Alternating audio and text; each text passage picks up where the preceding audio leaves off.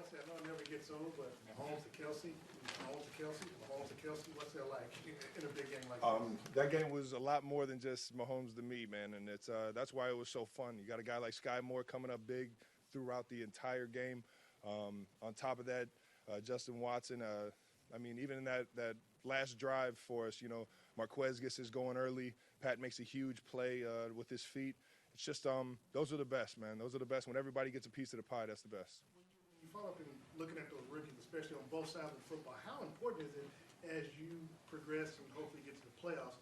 Is their play in the way that they contribute to the team? Well, it's important that they're going to have how would I put this? They're going to have battle wounds, right? They're going to have things that happen throughout a game, throughout a season that they're going to have to learn from it. And it typically happens when they lose on a play, maybe how we lose in a game, and then we learn from it and we get better because of it. And it's jobs like and it's puts it on us as leaders to be able to get them to follow along and be able to find a way to win those games, even when it is a learning situation for the young guys. Travis, when the Chargers score and you guys are getting ready to go back out there for the game-winning drive, basically, I wonder what you're saying, what you're thinking, and if you could just explain the emotion of scoring that touchdown and what that feels like when they're doing so much to. This is what we practice, man. This is what we practice day in, day out.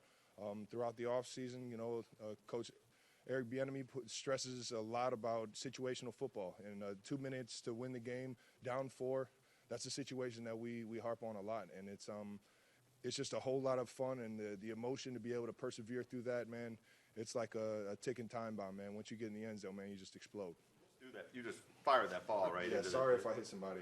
I don't have a whole lot of accuracy with this thing. That's why I moved the tight end. Sorry about that. How much?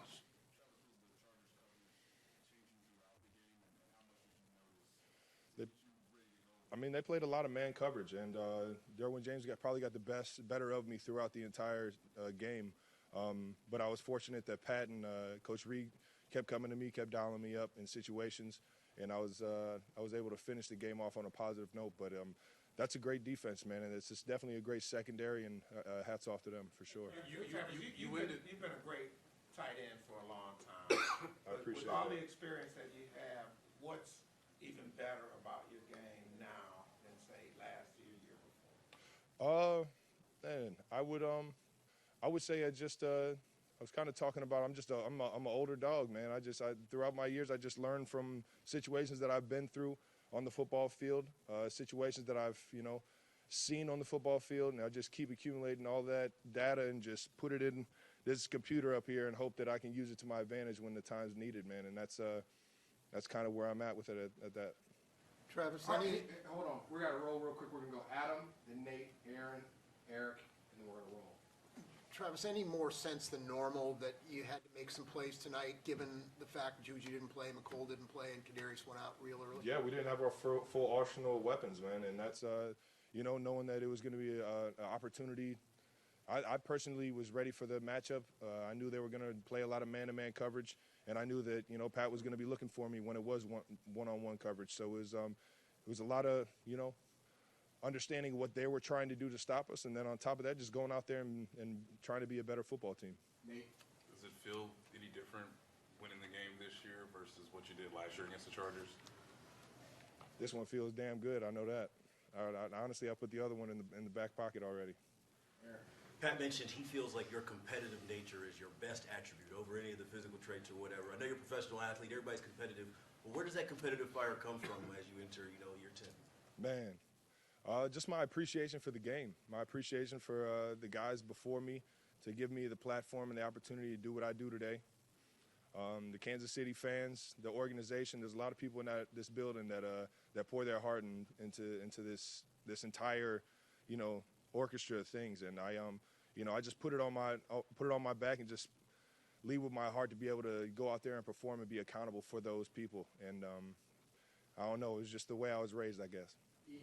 Travis, how much do you look forward to the matchups with Durr? I know you're going to face it twice a year, and then what happened on the last play there where you were able to shake loose? Yeah, like I said, man, he's the best, one of the best, if not the best in the league. He got the better of me for the majority of the game, and